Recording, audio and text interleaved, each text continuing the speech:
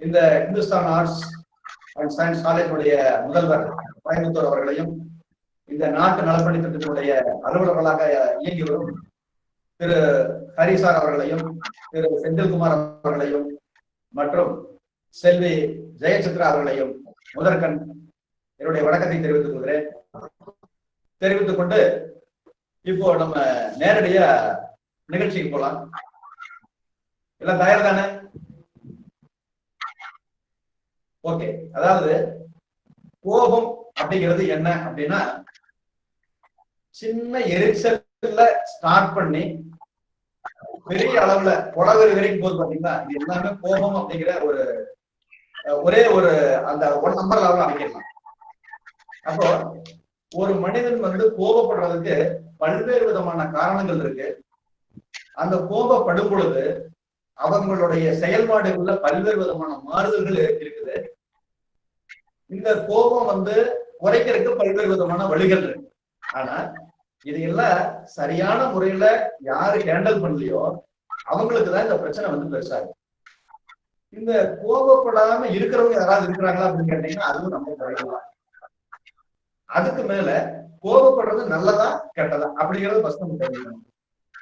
நம்ம எல்லாருமே நினைச்சிட்டு இருப்போம் கோபப்படுறது ரொம்ப தப்பு அப்படின்னு. அப்படி இல்லைங்க. கோபப்படணும் மனுஷன். கோபப்படலை அப்படின்னா ஒண்ணு அவரு ஞானியா இருக்கணும், அல்லது உணர்வற்ற ஒரு நிலையில அவர் இருக்கணும்.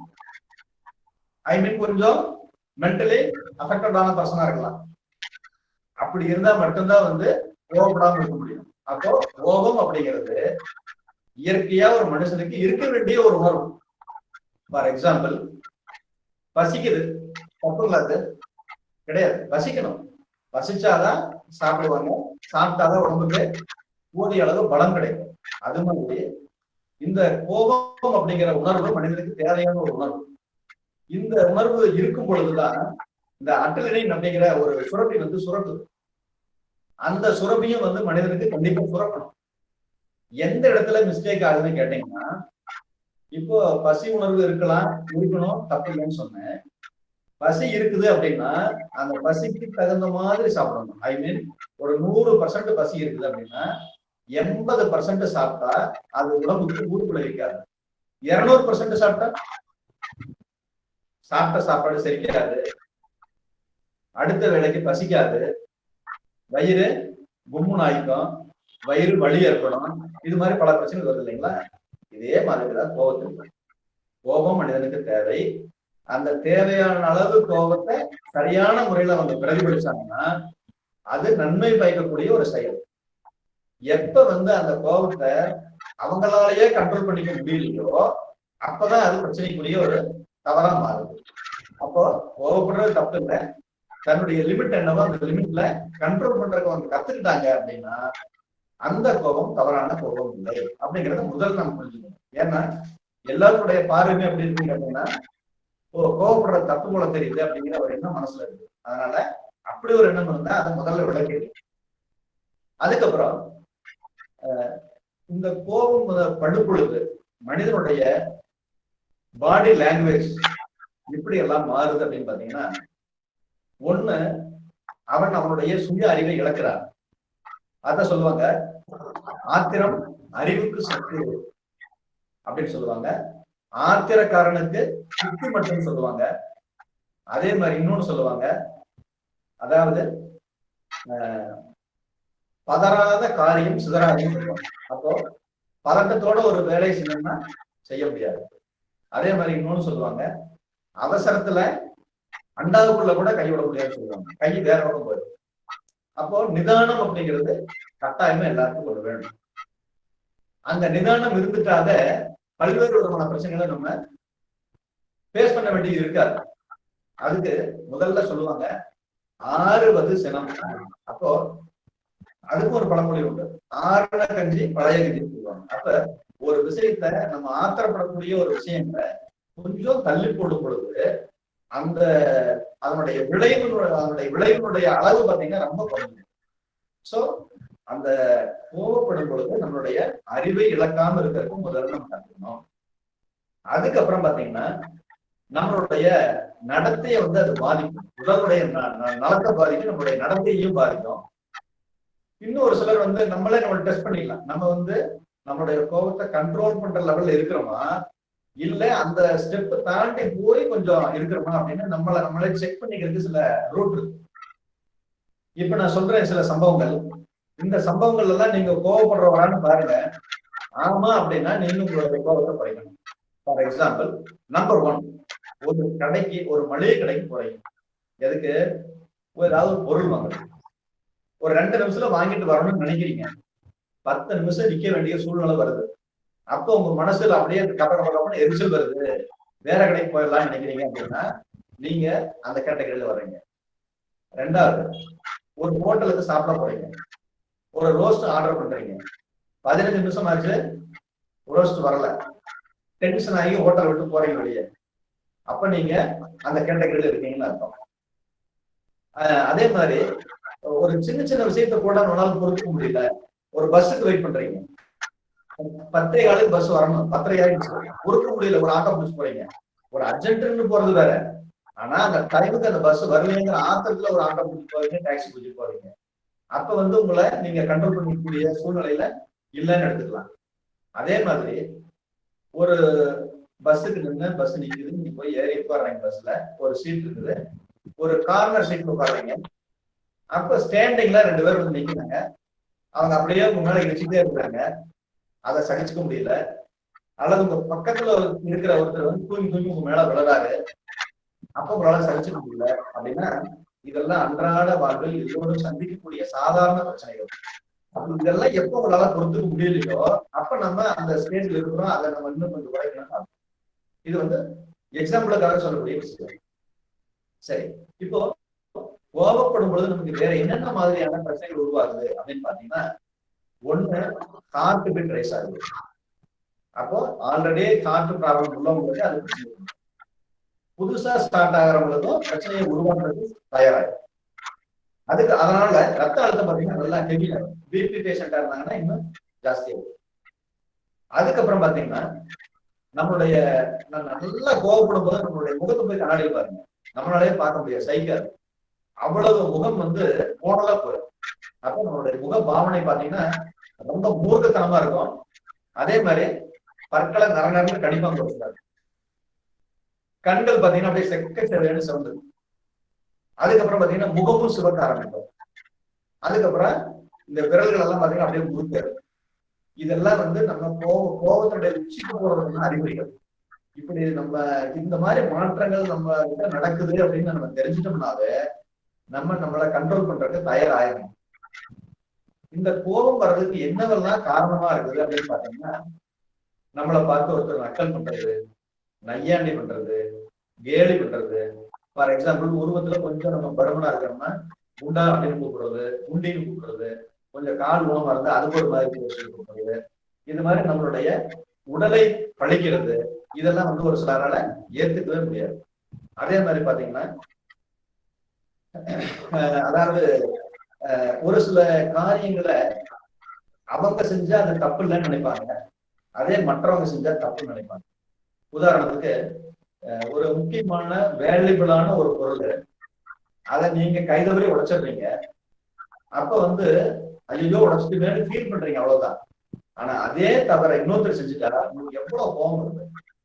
அப்போ யாருக்கு வேணும்னு உடைக்க போறது இல்லை, அது தவறுதலா கைப்பற்றுச்சு அப்படிங்கிறத கூட உணர்வதற்கு மறந்து அறிவை இழந்து கோபத்துடைய உச்சிக்கு போய் கத்துறோம். சோ அந்த ஒரு தவறு நடக்கும் பொழுது இந்த தவறுக்கான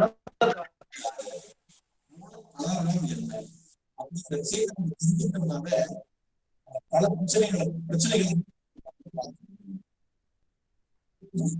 பாத்தீங்கன்னா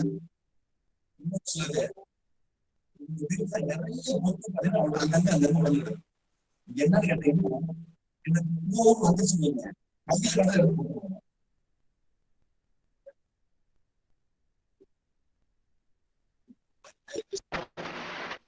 இந்த தேங்காய் போடுற மாதிரி ஒரு தும்மின்னு போடுவாங்க.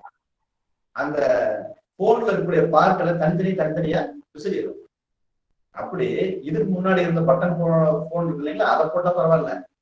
இன்னைக்கு நம்ம ரெகுலரா யூஸ் பண்ணிட்டு இருக்கக்கூடிய ஆண்ட்ராய்டு போன கூட அவருடைய வேல்யூவை மறந்து போட்டு உடைச்சிடுறாங்க.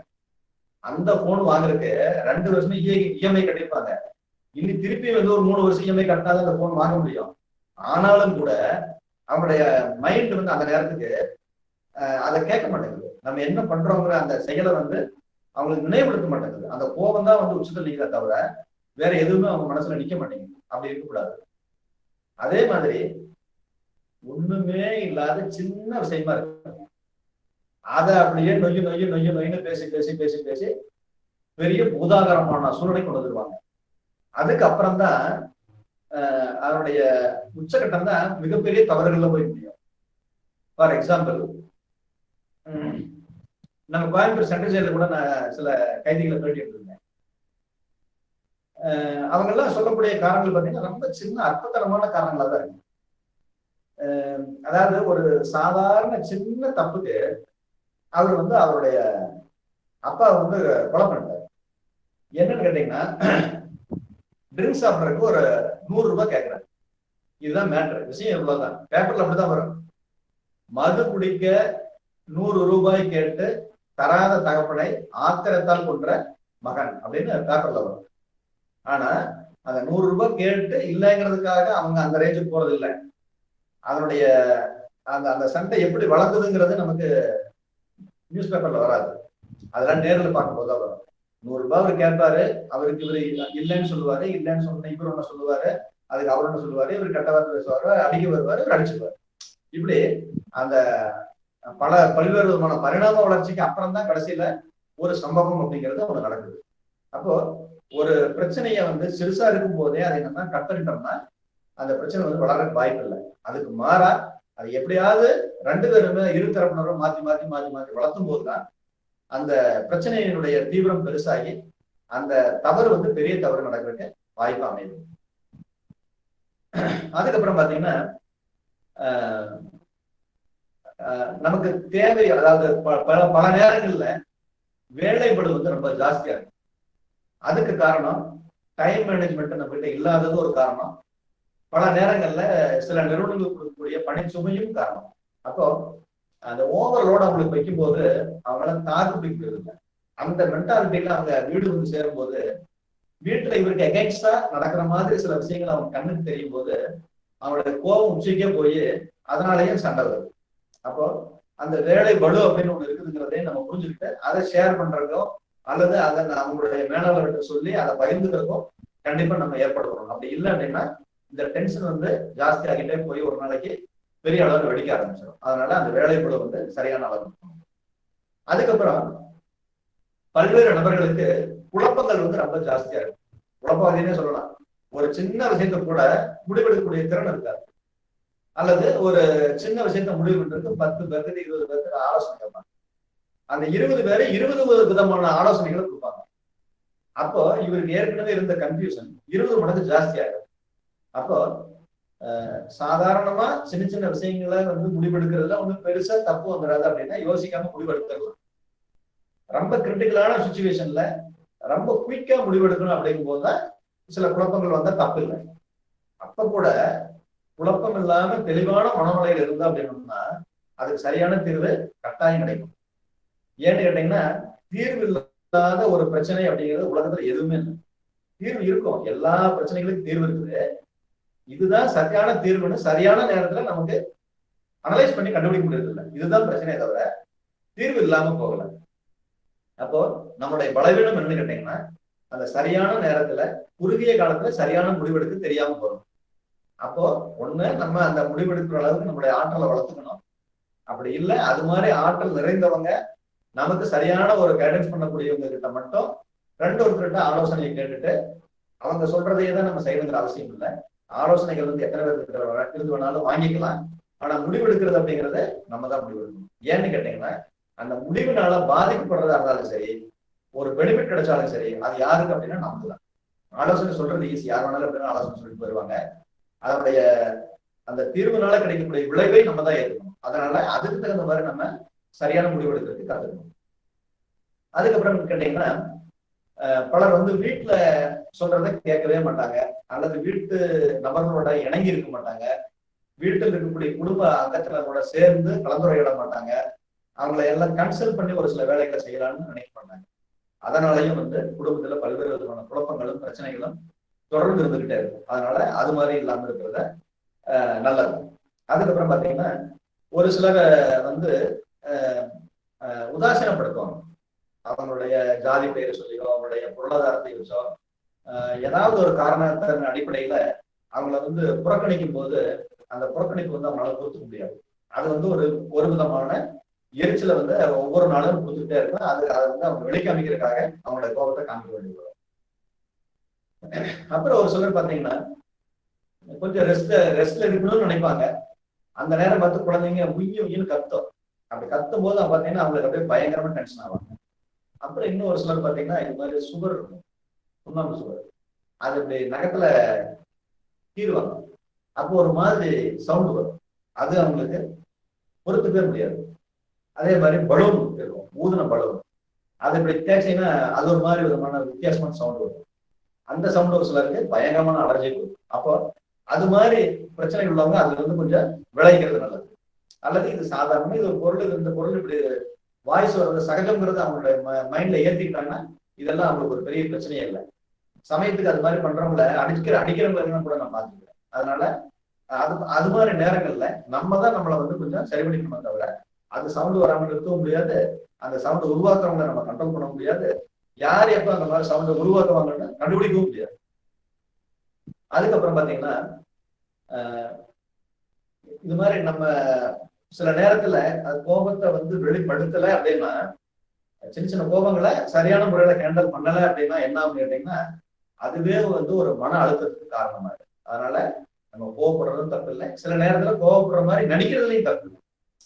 நம்ம குழந்தைங்கள ஒரு சின்ன தப்பு பண்ணிட்டாங்க அப்படின்னா அதை நம்ம ஏத்துக்கிட்டா கூட கொஞ்சம் ஆக்ட் பண்றதுல கோவப்படுற மாதிரி அந்த குழந்தைகளுக்கு கொஞ்சம் பயம் இருக்கும். அதுக்காக கோவத்தை பொய்யப்பட காமிக்கலாம், தப்பு இல்லை.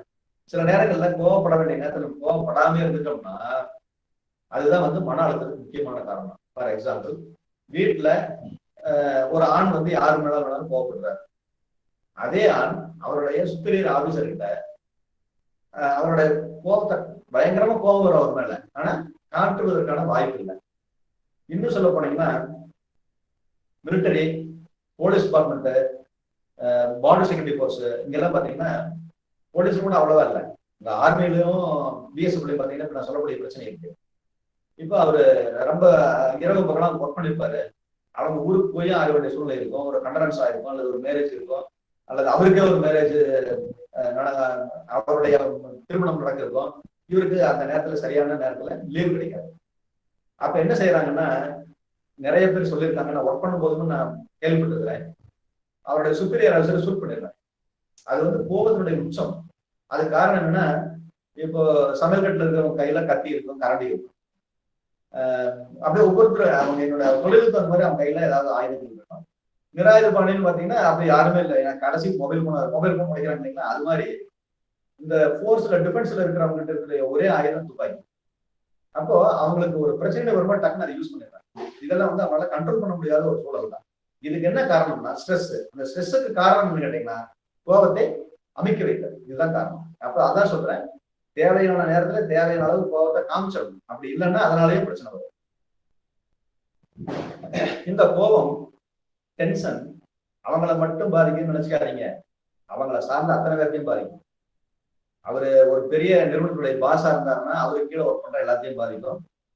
அவரு ஒரு ஃபேமிலியில கர்த்தாவா இருந்தாருன்னா அந்த ஃபேமிலியில இருக்கக்கூடிய அத்தனை பேர்த்தையும் அது பாதிக்கும். அதனால அந்த ஒரு பொசிஷன்ல இருக்கிறவங்க கட்டாயமா கோபத்தை ஹேண்டில் பண்ண கண்டிப்பா கத்துக்கணும். அதுக்கப்புறம் பாத்தீங்கன்னா வேற எதனால கோபம் வருதுன்னு பாத்தீங்கன்னா, நல்ல பசியில் இருப்பாங்க. அப்ப போய் ஏதாவது சுரு நம்மளுக்கு கோபம் வர மாதிரி சின்ன விஷயம் சொல்லிட்டீங்கன்னா கூட அவங்களுக்கு கோபம் அப்படி வரும். அதனால பசி கூட ஒரு வகையில கோபத்தை அதிகப்படுத்துறதுக்கான காரணம்.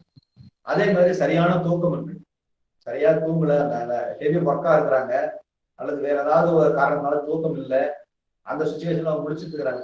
தூங்கணும் ஆனா தூங்குறதுக்கான வாய்ப்பு இல்லையும் போது அவங்கள்ட்ட போய் பேசும்போது அவங்களுக்கும் கோபம் அதிகமா வரும்.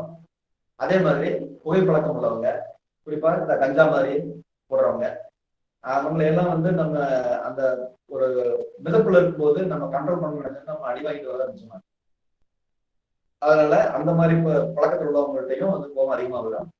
அதே மாதிரி சாதாரணமா ஒரு மனிதர் பாத்தீங்கன்னா நல்ல பேசிக்கா நல்ல கேரக்டரா இருப்பாரு, ஆனா ட்ரிங்க்ஸ் எடுத்துட்டா மட்டும் என்ன பண்ணுவாரு, யார வேணாலும் எப்படி வேணாலும் கெட்ட கெட்ட வார்த்தையில் பேசுவாரு. குறிப்பா வீட்டுக்கு வந்தா அடிப்பாரு, வளர்ப்பாரு, சத்தம் போடுவாரு.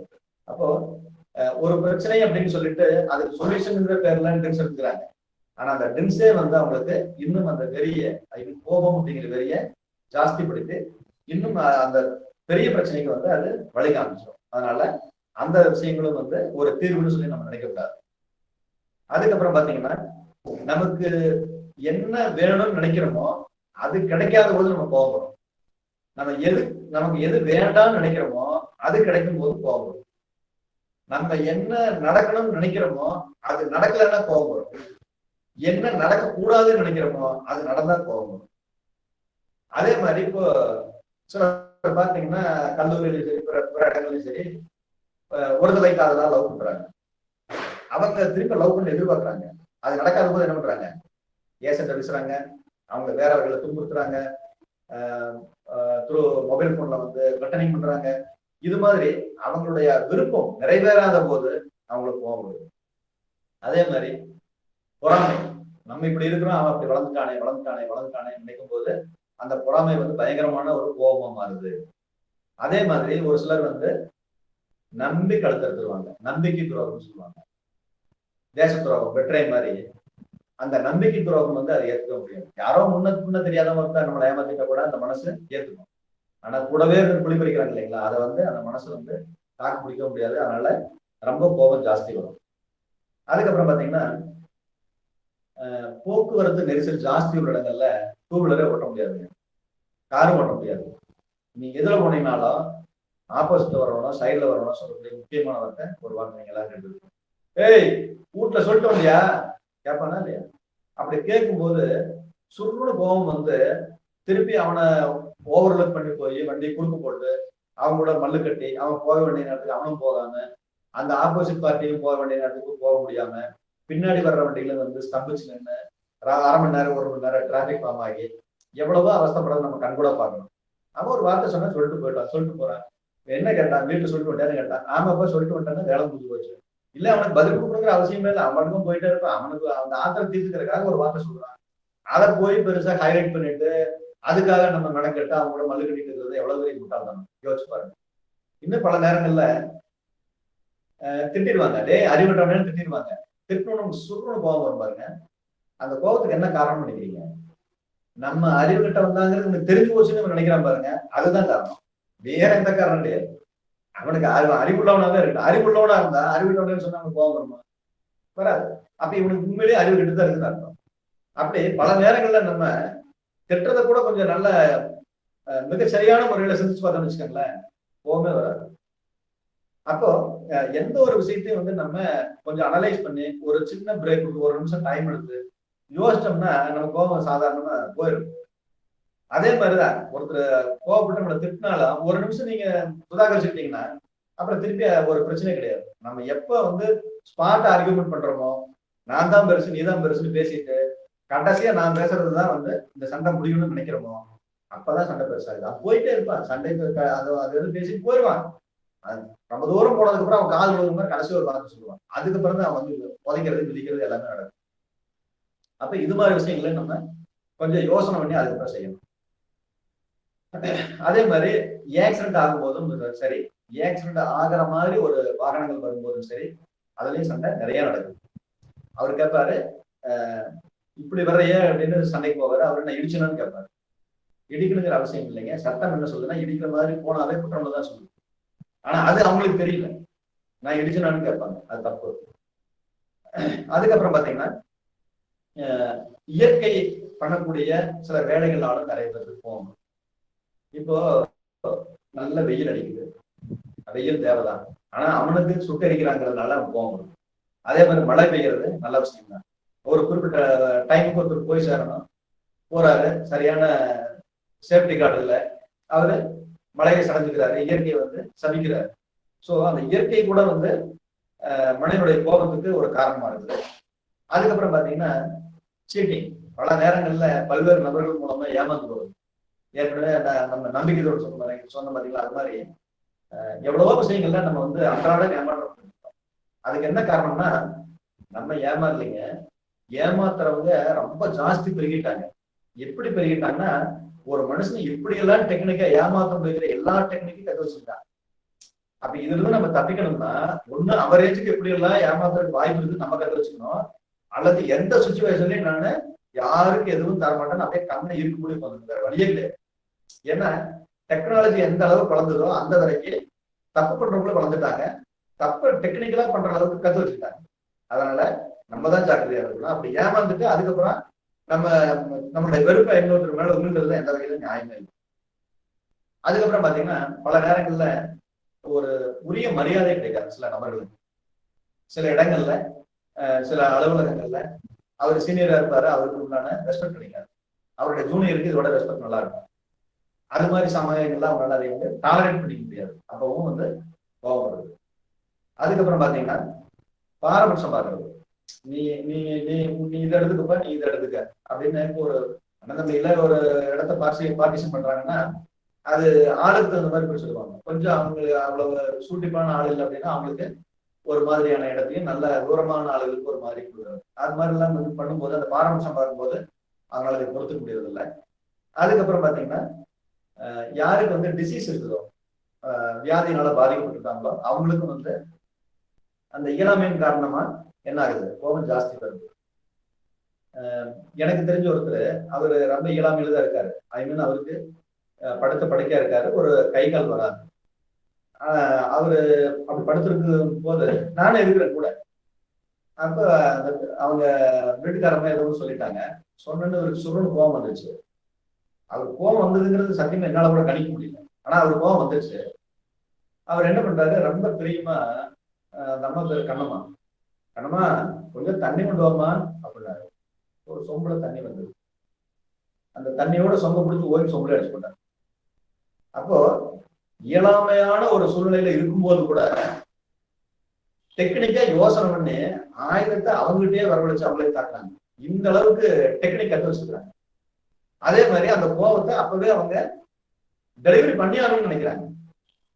அந்த மாதிரி எல்லாம் கூட அந்த இயலாமையினால வந்து கோபம் வருது. இப்ப அவங்க என்ன நினைக்கிறாங்க, இப்ப நான் இப்படி இருக்கிறதுனால தானே நீங்க இப்படி பேசுற, இதே நான் ஆக்டிவா இருக்கிற மாதிரி நீ பேசுவியா அப்படின்னு அவங்க மனசுல அந்த ஆத்திரம் வர்றது அவருடைய வெளிப்பாடுதான் இது. அதே மாதிரிதான் முதுமை.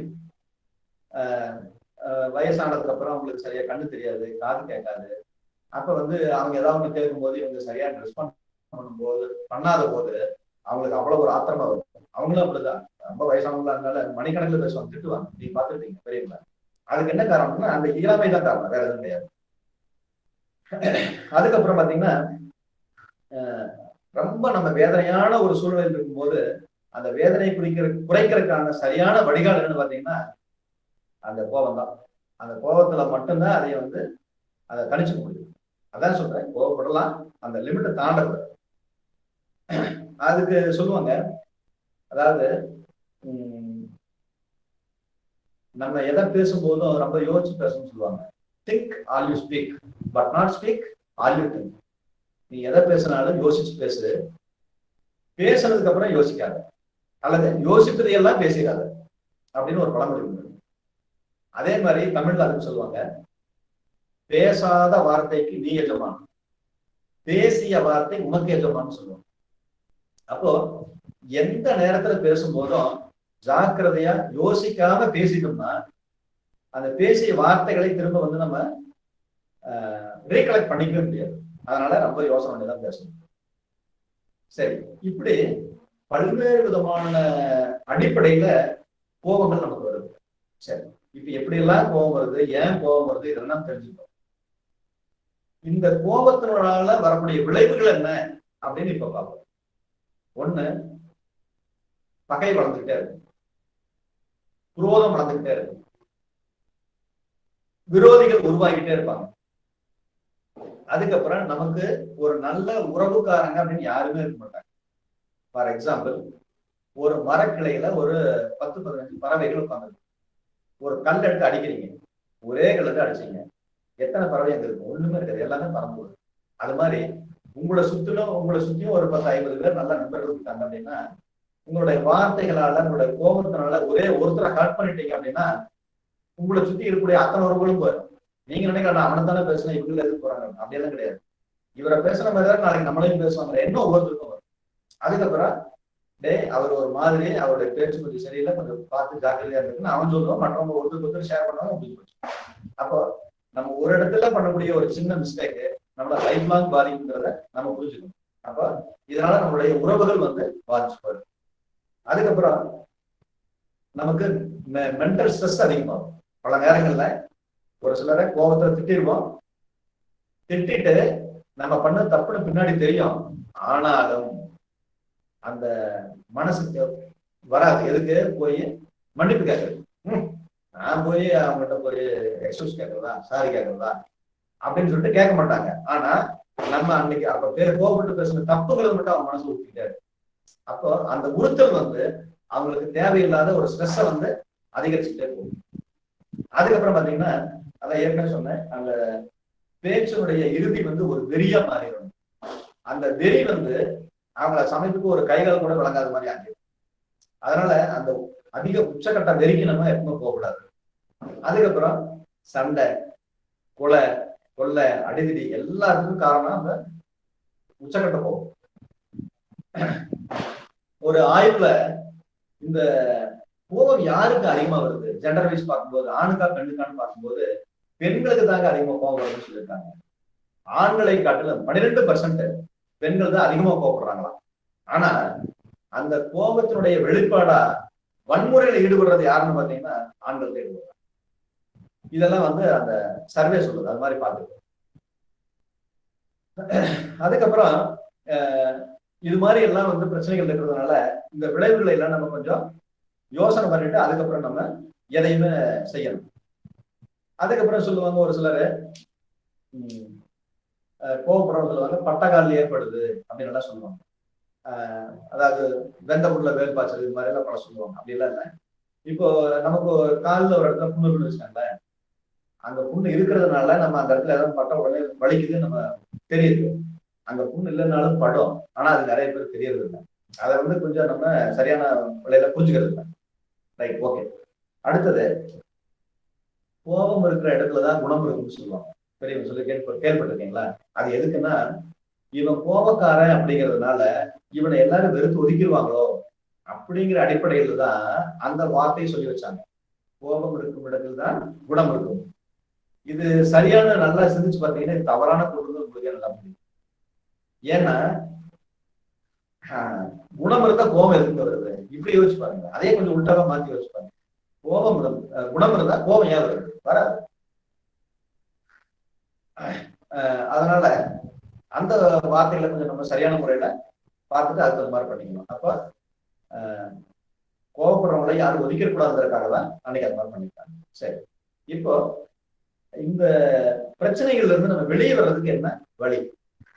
கோபப்படுவதை தவிர்க்கிறதுக்கு என்ன வழி? கோபப்படாம இருக்கிறதுக்கு என்ன வழி அப்படிங்கிறத கொஞ்சம் பார்ப்போம். அதாவது முதல்ல எப்ப வந்து நமக்கு அந்த டாக் ஆஃப் வார், வாய் சண்டை வலுத்து எங்க கை சண்டையா மாறிடுமோ, உறவுள்ள விரிசல் ஏற்பட்டு போயிருமோ அப்படின்னு நீங்க நினைக்கிறீங்களோ, அந்த செகண்ட் அந்த இடத்துல இருக்காதீங்க. நீங்க கொஞ்சம் இடத்த மாத்தீங்க. அவங்க ஃபேஸ் டு ஃபேஸ் நீங்க அவங்கள பார்க்காதீங்க, பிரச்சனை குறையும். ஒண்ணு. ரெண்டாவது, அந்த இடத்தை விட்டு வந்து மெதுவா மூச்சை உள்ள இழுத்து வெளியே விடுங்க. 1, 2, 10 வரைக்கும் சொல்லுங்க. அந்த 10ல இருந்து 9 வரைக்கும் ரிவர்ஸ் சொல்லுவாங்க. இது மாதிரி ஒரு முறை பண்ணிட்டீங்கன்னா உங்களுடைய மனசு வந்து நிதானமா, அந்த ஹார்ட் பீட் வந்து ரைஸ் ஆகாது, பிபி எகராது. அப்ப நீங்க நார்மல் ஆகிட்டீங்க, முடிஞ்சு போச்சு. இல்ல ஓவர் டென்ஷன் ஆகிறதுனால பொறுத்துக்கவே முடியல அப்படியா, ஒன்றும் பிரச்சனை இல்லை. வேகமா நடக்க வாசல்ல, அப்படி ஆத்திரத்தை பூரா கொட்டுற மாதிரி நல்லா கையை வீசி இதுக்கு அதுக்கு நடந்துட்டே இருங்க. அந்த டென்ஷன் கொஞ்சம் கொஞ்சமா குறைய ஆரம்பிச்சு. இல்ல என்னால ஆறாத வடு ஒன்னாக்கா நிம்மதியா இருக்கிற அளவுக்கு உங்களுக்கு ஆத்திரம் கெவியான ஆத்திரமா இருந்துச்சுல, ஒன்றும் பிரச்சனை இல்லை. கடையில ஒரு 50 ரூபாய்க்கு நல்ல முரட்டு தலையணை வாங்கிட்டு வந்து பெட்டு மேல உட்காந்து அந்த தலையணை படுக்க வச்சிருங்க.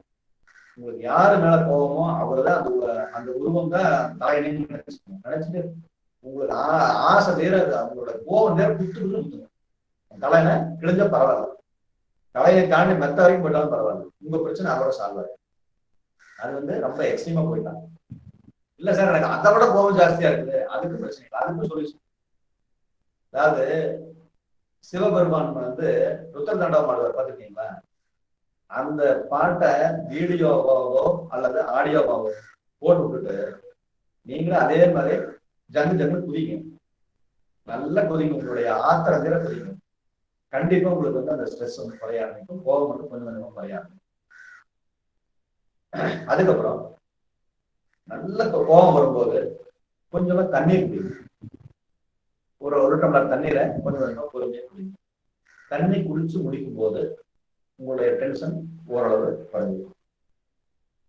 அதுக்கப்புறம் இந்த கோபத்துக்கான காரணம் என்ன அப்படிங்கிறத ஒரு செகண்ட் யோசிச்சீங்கன்னால அந்த கோபத்துக்கான காரணம், மூல காரணம் என்னன்னு தெரிஞ்சுட்டீங்கன்னா அதுக்கு உங்களுக்கு கோபம் வராது. அதுக்கப்புறம் பேப்பர்ல எழுதுறது, அவங்களை கிட்ட வச்சுட்டு எழுதிடாதீங்க. அவங்க எங்க இருக்கிறாங்கன்னா நீங்க உள்ளூர்ல போய் எழுதுங்க, அல்லது அவர் போனதுக்கு போய் எழுதுங்க. அவர் மேல உங்களுக்கு என்னென்ன ஆத்திரமோ, அவரை நீங்க எப்படி எல்லாம் திட்டலாம்னு நினைச்சீங்களோ அதை பூரா ஒரு பேப்பர்ல பயங்கர ஸ்பீடா எழுதுங்க. எழுதி முடிச்சுட்டு ஒரு 5 நிமிஷம் பொறுமையா உட்காருங்க. அதுக்கப்புறம் அந்த பேப்பரை மட்டும் கண்டிப்பா டிஸ்போஸ் பண்ணுங்க, சின்ன சின்ன பீஸா கிழிச்சிருங்க, பாருங்க. அப்ப உங்களுடைய ஆத்திரம் வந்து குறைஞ்சிடும், அதன் மூலமா உங்களுடைய கோபத்தை தீர்த்து முடியும். அதுக்கப்புறம் நீங்க எப்ப வேணாலும் கோவப்படுங்க, எவ்வளவு வேணாலும் கோவப்படுங்க, உங்க கோபத்தை கூட காட்டுங்க, தப்பு இல்லை. அந்த கோபத்துடைய விளைவு எப்படி இருக்குன்னு யோசிங்க. அந்த விளைவுனால உங்களுக்கு ஒரு தீர்வு பர்மனண்டா கிடைக்குது, அது நல்ல வகையில ஏற்படக்கூடிய தீர்வு அப்படின்னு நினைச்சீங்கன்னா நீங்க செய்யுங்க, தப்பு இல்லை. அதுக்கப்புறம் எப்பவுமே பழிக்கு பழி வாங்குவேன் அப்படிங்கிற எண்ணத்தை மட்டும் மைண்ட்ல வச்சுக்காதீங்க. அதை வச்சிருந்தாவே நம்மளுடைய ஹெல்த் டோட்டலா ஸ்பாயில் ஆகும், உடல் ரீதியாகவும் சரி, மன ரீதியாகவும் சரி. அதனால அந்த பழிக்கு பழி அப்படிங்கிற விஷயங்கள் மட்டும் வந்து நம்மளுடைய மனசுல எப்பவுமே இருக்கக்கூடாது. அதுக்கப்புறம் கோபம் நல்லா உச்சக்கட்டத்துக்கு வரும்போது பேசாம டோரை லாக் பண்ணீங்க. உங்களுக்கு எந்த பாட்டு பிடிக்குமோ அந்த பாட்டை போட்டு விட்டு அந்த பாட்டை மட்டும் பொறுமையா கேளுங்க. இல்ல வேற ஏதாவது உங்களுக்கு நல்லா பிடிச்ச டான்ஸ் ஏதோ, அந்த டான்ஸ் உண்டான பாட்டை போட்டு டான்ஸ் ஆடுங்க.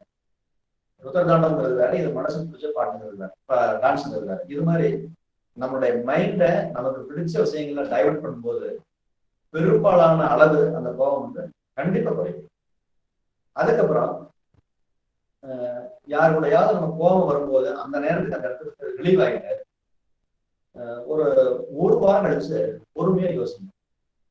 அந்த கோபம் வரக்கூடிய ஒரு சூழல் உருவாகிறதுக்கான காரணம் நம்மளா எதிராளியா அப்படின்னு யோசிங்க. நம்ம தான் அப்படின்னு உங்களுக்கு பட்டதுன்னா உங்களை நீங்க திருத்திட்டு அந்த எதிராளிகிட்ட போய் எக்ஸ்கூஸ் கேளுங்க. போன வாரம் நான் வந்து கொஞ்சம் இந்த மாதிரி பேசுனது தவறுதான், நான் வந்து புரிஞ்சுக்கிட்டேன் அப்படின்னு சொல்லுங்க. அவர் சந்தோஷப்படுவார். ஒருவேளை அந்த கோபத்துக்கு அவரு தான் காரணம்னா ஒரு வாரம் கழிச்சு அவர்கிட்ட எடுத்து சொல்லுங்க. நீங்க நான் போன வாரத்துல அது மாதிரி பேசியிருக்க கூடாது, இந்த இடத்துல நீங்க மிஸ்டேக் பண்ணிட்டீங்க, அதனால நானும் கோபப்பட வேண்டிய ஒரு சூழல் உருவாயிடுச்சு, அதனால நான் வெளியே போயிட்டேன் அப்படின்னு சொல்லிட்டு அவருக்கு புரியுற மாதிரி சொன்னீங்கன்னா அவரை திருத்திக்கிறது ஒரு சான்ஸ் இருக்கு. அதுக்கப்புறம் கோபம் வரும் பொழுது ஒரு 10 நிமிஷம் அப்படியே கண்களை மூடி பொறுமையா தியானம் பண்ணுங்க. கோபம் குறையும். தினமும் எக்ஸசைஸ் பண்ணுங்க, உடற்பயிற்சி செய்யுங்க, யோகா பண்ணுங்க, மெடிடேஷன் பண்ணுங்க, கண்டிப்பா குறையும். அதுக்கப்புறம் ரொம்ப அதிகப்படியான பசியில ஃபைட் பண்ண வேண்டாம். அல்சர் இருக்கும்போது ஃபைட் பண்ண வேண்டாம், ஜாஸ்தியாகும். நிறைய பேர் நினைக்கிறாங்க அல்சர் அப்படிங்கிற வியாதி வர்றதுக்கு காரணம் அந்த சரியான நேரத்துக்கு சாப்பிடாததுதான் அப்படின்னு நினைக்கிறாங்க. அது கிடையாது, அப்படி கிடையாது. யாரு அளவுக்கு அதிகமா சாப்பிட்றாங்களோ அவங்களுக்கு தான் அல்சர் வரும். அதே மாதிரி யார் ஒருத்தர் எப்பவும் கோபத்தோடவே இருக்கிறாங்களோ அவங்களுக்கு அல்சர்ங்கிற வியாதி என்னைக்குமே குணமாகாது. ஸோ அல்சருக்கும் கோபத்துக்கும் நிறைய நெருக்கம் இருக்கு, அதை நம்ம தெரிஞ்சுக்கணும். அதுக்கப்புறம் எல்லாத்தோட ஒரு சூப்பர் பாயிண்ட் வச்சுக்கிறேங்க. கோபத்துல நம்ம விலகிறேங்க. பயங்கரமா கோபப்படணும், சரியான கோபம். அப்படி கோபப்பட்டா திருப்பி கோபப்படாது. அந்த கோபம் யாரு மேல படணும் அப்படின்னா கோபத்து மேல கோபப்படும். புரியுதுங்களா? நம்ம போய் இந்த விஷயத்துக்கு இப்படி கோபப்பட்டுமே அப்படின்னு அந்த கோபத்து மேலேயே கோபப்பட்டோம்னா திரும்ப கோபம் வரணும். ஸோ இந்த இடத்துல யோசிப்பாங்க. அது ஒரு நல்ல பாயிண்ட். அதுக்கப்புறம் பாத்தீங்கன்னா இது எல்லாத்த விட சுப்பீரியரான ஒரு வழி இருக்கு. என்னன்னு கேட்டீங்கன்னா, சரி இவ்வளவுதான் போ அப்படின்னு மன்னிக்கக்கூடிய கேரக்டர் உங்களுக்கு வந்துருச்சுன்னா அதுக்கப்புறம் எனக்கு ஒண்ணுமே கிடையாது. அவனே வெக்கப்பட்டு போயிடுவான். ஏதோ பயங்கரமா பேசுறான், உங்க சண்டைக்கு இருக்கிறான், நீங்க ஒண்ணுமே கண்டுக்காம போயிட்டீங்கன்னா அவன் எவ்வளவு நேரம் பேசணும். அதனால மன்னிப்பு அப்படிங்கிறது ஒரு அற்புதமான கலை. அந்த கலையை நம்ம யூஸ் பண்ண கத்துக்கிட்டோம்னா இது ஒரு பெரிய பிரச்சனையே கிடையாது. அதுக்கப்புறம் நம்ம செய்யக்கூடாத ஒரு விஷயம் அது என்னன்னு கேட்டீங்கன்னா, ஒவ்வொருத்தருக்கும் ஒரு கேரக்டர் இருக்குங்க, பேசிக் கேரக்டர். அந்த கேரக்டரை மட்டும் நம்ம மாத்திரலாம்னு நினைக்கவே கூடாது.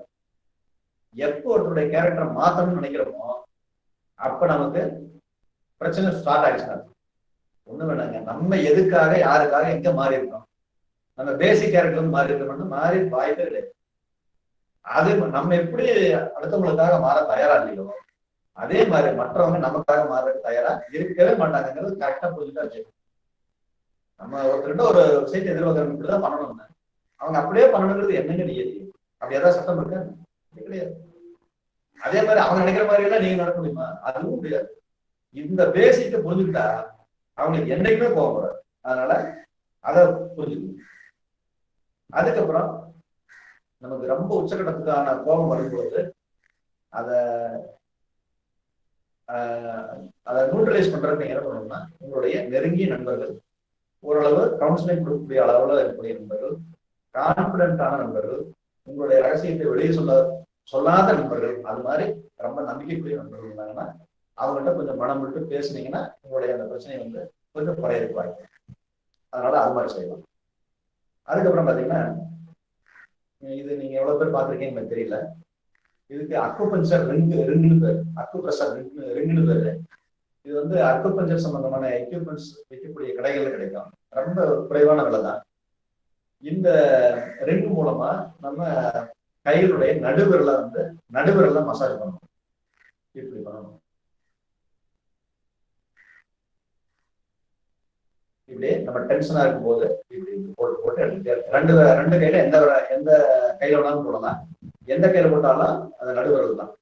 இப்படி ஒரு 5 நிமிஷம் போட்டுட்டு அதுக்கப்புறம் இந்த இடத்தை இப்படி நல்லா ப்ரெஸ் பண்ணிவிடணும். இப்படி பண்ணினீங்கன்னா எப்படிப்பட்ட கோபமாக இருந்தாலும் குறையும். இதைத்தான் பல நேரங்களில் நம்மளை அறியாம செய்யறோம். எப்படி செய்யறோம்னா, கோபம் வரும்போது அப்படியே போட்டு பிணைஞ்சுக்கோங்க, பார்த்துருக்கீங்களா? அது அவங்களை அறியாம வருது. ஆனா அது கூட ஒரு இயற்கையான முறையில் இருக்கக்கூடிய மெடிசன்ல ட்ரீட்மெண்ட் தாங்கிறத நம்ம இந்த இடத்துல புரிஞ்சுக்கணும்.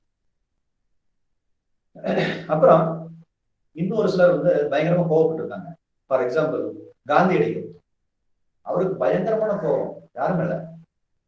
ஒரு குறிப்பிட்ட நாட்டு மேல, நாட்டு மக்கள் மேல. அதுக்கு காரணம் தாய்நாட்டு மேல இருந்த பாசம்.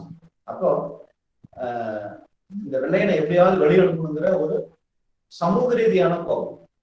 அந்த கோபம் உச்சக்கட்ட அளவுல போனதுனாலதான் நம்ம நாட்டுக்கு விடுதலை கிடைச்சுன்னு சொல்லலாம். அப்போ பல நேரங்கள்ல கோபம் நல்ல காரியத்தையும் செய்யுது, இல்லைன்னு சொல்ல முடியாது. அப்போ அந்த பிடிவாத குணம் அதெல்லாம் வந்து எப்ப தேவையோ எதுக்கு தேவையோ அதுக்கு நம்ம யூஸ் பண்ண தப்பு இல்லை.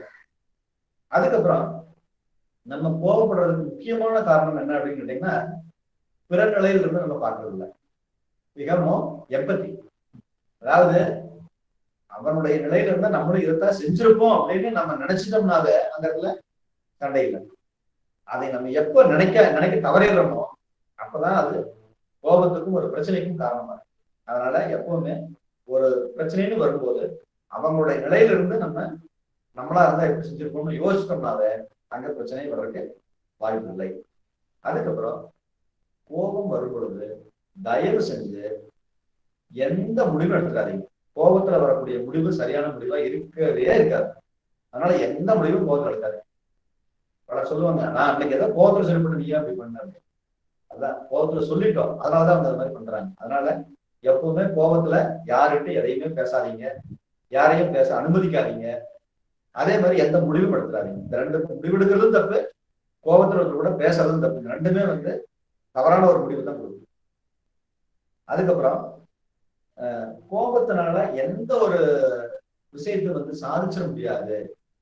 கோபம் தெளிஞ்சது பிறகு நிதானமான சூழலை பேசினா மட்டும்தான் ஒரு விஷயத்துக்கு தீர்வு கிடைக்கும் அப்படிங்கிறத புரிஞ்சுக்கணும். நான் ஏற்கனவே காந்தியடிகளோட கோபத்தை சொன்னேன். அவருக்கு கோபம் சட்டம் ஒரே செகண்ட்ல அவர் சுதந்திரம் வாங்கிடல. கோபம் வந்தது, அந்த கோபத்தை நிதானமான முறையில அப்ளை பண்ணாரு. அதுக்குதான் அதனுடைய இம்பாக்ட் தான் வந்து ஃப்ரீடம் சொல்லி சொல்லலாம். அப்போ அந்த கோபப்பட்ட அந்த செகண்டே செய்யக்கூடிய ஒரு சூழல், ஒரு செயல்பாடு சரியான முறையில் இருக்குமான்னு கேட்டீங்கன்னா வாய்ப்பு இல்லை. அதே மாதிரி எந்த சுச்சுவேஷன்லயும் நம்ம பேசக்கூடிய பேச்சு ஒருத்தருடைய மனசை புண்படுத்தாம இருக்கும் அப்படின்னு தெரிஞ்சுட்டு அதுக்கப்புறம் பேசணும். புண்படுத்தும் தெரிஞ்சு தயவு செஞ்சு பேசாதீங்க. அப்படி பேசுறதுதான் அவங்களுக்கு கோபம் வர்றதுக்கு காரணம். அந்த கோபத்துல அவங்க ரிப்ளை கொடுக்குறாங்க இல்லைங்களா, அது நீங்க கோபப்படுறதுக்கான காரணம். அதனால அது மாதிரி பேசாதீங்க. அதுக்கப்புறம் எப்பெல்லாம் முடியுமோ அப்பெல்லாம் வந்து முடிஞ்ச வரைக்கும் கொஞ்சம் சைக்கிளிங் பண்ணுங்க, அதே மாதிரி யோகா பண்ணுங்க. இது மாதிரி எல்லாம் பண்ணும்போது பிரச்சனை இருக்காது. அதே மாதிரி எப்ப வந்து நம்ம செய்யறது தப்பு தான் அப்படின்னு உணர்ந்துக்கிறோமோ அப்ப வந்து இந்த கோபத்துல வந்து நம்ம விடுதலை பெற முடியும். ஸோ இந்த கோபம் அப்படிங்கிற தலைப்புல பாத்தீங்கன்னா இவ்வளவு விஷயங்கள் இருக்கு. கோபம்னா என்ன, கோபம் வர்றதுக்கான காரணம் என்ன, கோபம் வரும்போது நம்முடைய உடல்ல ஏற்படக்கூடிய பிரச்சனைகள் என்ன, அதே மாதிரி கோபத்தை வந்து நம்ம விடுவிடுவதற்கான வழிமுறைகள் என்ன, இவ்வளவு விஷயங்கள் இருக்குங்க.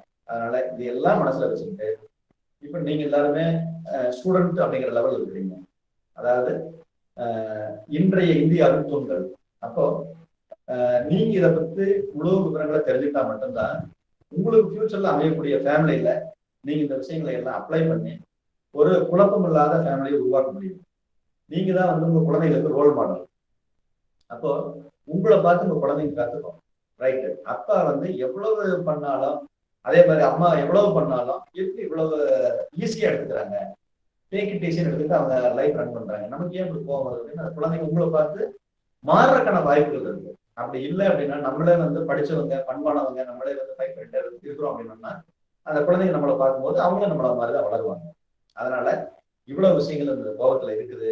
இது எல்லாம் புரிஞ்சுக்கிட்டு நம்ம வந்து சமுதாயத்துல கோபத்தை அப்ளை பண்ணாத ஒரு நல்ல ஹியூமனா வாழணும்னு கேட்டுக்கிட்டு என்னுடைய உரையை வந்து இதோட முடிச்சுக்கிறேன். இப்ப இதுவரைக்கும் நம்ம பேசுனதுல ஏதாவது ஒரு கிளாரிபிகேஷன் இருக்கு சார், எனக்கு இன்னும் கொஞ்சம் இதை பத்தி தெரியணும் அப்படின்னு ஸ்டூடெண்ட்ஸ் ஆகிய நீங்க நினைச்சீங்கன்னா நீங்க கேள்விகளை கொடுக்கலாம். நான் வந்து பதில் கொடுக்கறதுக்கு தயாரா இருக்கேன். நன்றி, வணக்கம்.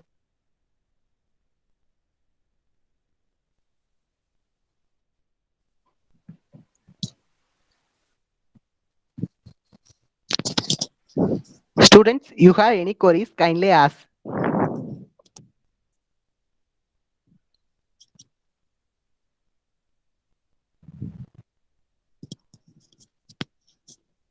First years, you have any queries?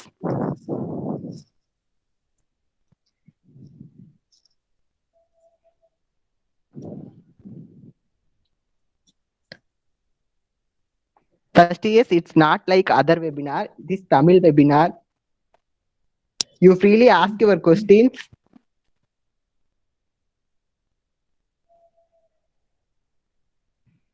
சரிங்க பூந்தமலன், இதுவரைக்கும் அவங்க எவ்வளவு பொறுமையா கேட்டதே பெரிய விஷயம். கேட்டிருக்காங்க. கேள்விகள் எதுவும் இல்லைன்னு நினைக்கிறேன். Okay sir. கோபம் வருவதற்கான காரணம் சிறு சிறு கோபத்தை வெளிப்படுத்தாமல் இருந்தால் ஏற்படும் மன உளைச்சல் ஆகியவற்றை தெளிவாக எடுத்துரைத்தீர்கள் ஐயா. தங்களுக்கு இந்துஸ்தான் கல்வி நிறுவனங்கள் சார்பாக எமது மனமார்ந்த நன்றிகளை தெரிவித்துக் கொள்கின்றேன். காலத்தினால் செய்த நன்றி சிறிதெனினும் ஞானத்தின் மானப் பெரிது. உற்ற காலத்தில் ஒருவன் செய்த உதவி சிறிதளவாக இருந்தாலும் அதன் தன்மையை அறிந்தால் உலகை விட மிக பெரியது. நன்றியுரை செல்வி எம் ஜெயசித்ரா, நாட்டு நலப்பணி திட்ட அலுவலர், இந்துஸ்தான் கலை அறிவியல் கல்லூரி. பூந்தமிழன், என்னோட வாய்ஸ் கிளியரா கேக்குதா? கேக்குதுங்க மேம். ஓகே, அனைவருக்கும் வணக்கம். இந்த இணைய வழி கருத்தரங்கத்தை நடத்த எங்களுக்கு உறுதுணையாக இருந்த இந்துஸ்தான் கலை அறிவியல் கல்லூரி நிர்வாகம், முதல்வர், முதன்மை கல்வி அலுவலர் ஆகியோருக்கு இத்தருணத்தில் நன்றியை தெரிவித்துக் கொள்கிறேன். எங்களின் அழைப்பை ஏற்று இந்த இணையவழி கருத்தரங்கத்தின் மூலம் எங்களின் செவிகளுக்கு விருந்தளித்த திரு பவினேஷ் கர்ணன் ஐயா அவர்களுக்கும் எங்கள் நாட்டு நலப்பணி திட்டத்தின் சார்பாக நன்றிகளை தெரிவித்துக் கொள்கிறேன். நன்றி ஐயா. அடுத்தபடியாக இந்த இணையவழி தன்னார்வலர்கள் பயிற்சி முகாமில் கலந்து கொண்ட அனைத்து மாணவ மாணவிகளுக்கும் எங்கள் நாட்டு நலப்பணி திட்டத்தின் சார்பாக நன்றிகளை தெரிவித்துக் கொள்கிறேன். மீண்டும் ஒரு முறை இந்த இணையவழி தன்னார்வலர்கள் பயிற்சி முகாமில் கலந்து கொண்ட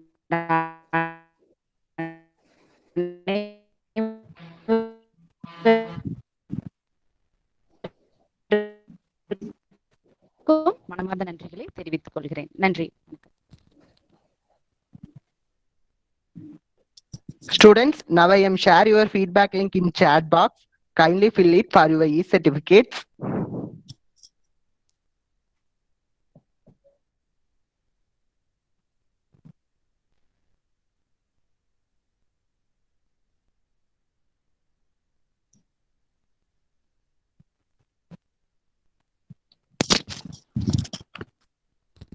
பூந்தமிழன் மேம் சொல்லுங்க மேம். ஒன் செகண்ட்ப்பா. இந்த ப்ரோக்ராம் வந்து ஆர்கனைஸ் பண்ணி கெஸ்ட் கிட்ட பேசி ஸ்டூடெண்ட்ஸ் அரேஞ்ச் பண்ணி நல்ல முறையாக கொண்டு போன பூந்தமிழன் MSW டிபார்ட்மெண்ட் அவனுக்கு ரொம்ப நன்றி. Thank you ma'am. தேங்க்யூ. கருத்தரங்கத்தின் நிறைவாக நாட்டுப்பண்.